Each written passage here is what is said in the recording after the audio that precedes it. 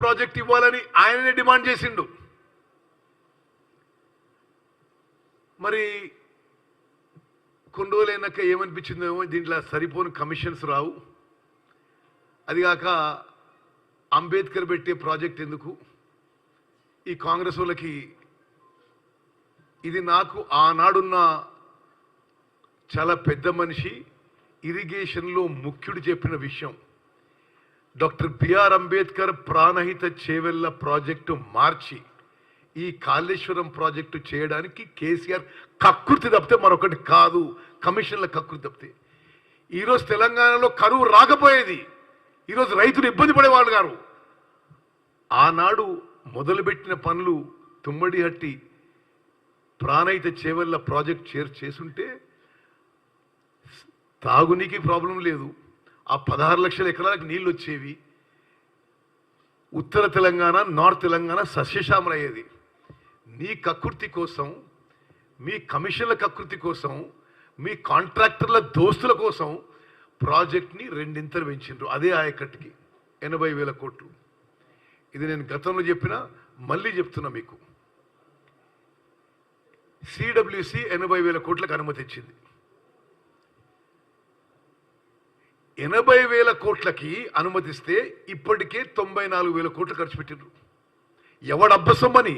నీ జాగీరా ఇది? నీ ఇంటి నుంచి ఖర్చు పెట్టావా? మమ్మల్ని, ఈ తెలంగాణ ప్రజానీకానికి వాళ్ళ పిల్లల్ని తాకట్టు పెట్టి హై కాస్ట్ లోన్స్ తీసుకొచ్చి 94,000 కోట్లు ఖర్చు పెట్టారు.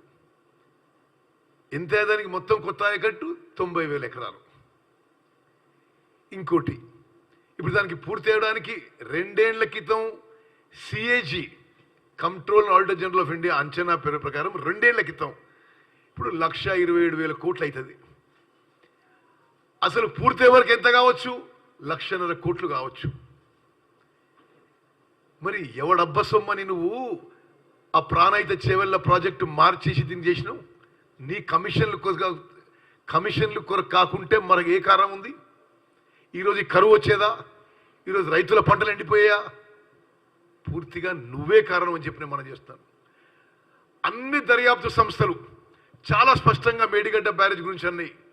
ఇది డిజైన్లో లోపం, ఇది కన్స్ట్రక్షన్లో లోపం, ఇది ఓఎండ్ఎంలో లోపం. ఎవరై అప్పుడు? చీఫ్ డిజైనర్ అయింది, చీఫ్ ప్లానర్ అయింది, చీఫ్ కన్స్ట్రక్టర్ అయింది, చీఫ్ ఇంజనీర్ అయింది. ఇంకెవరైనా మాట్లాడించినా?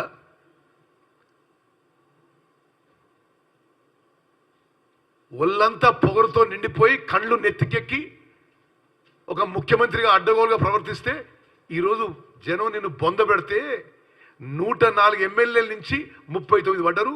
ఆ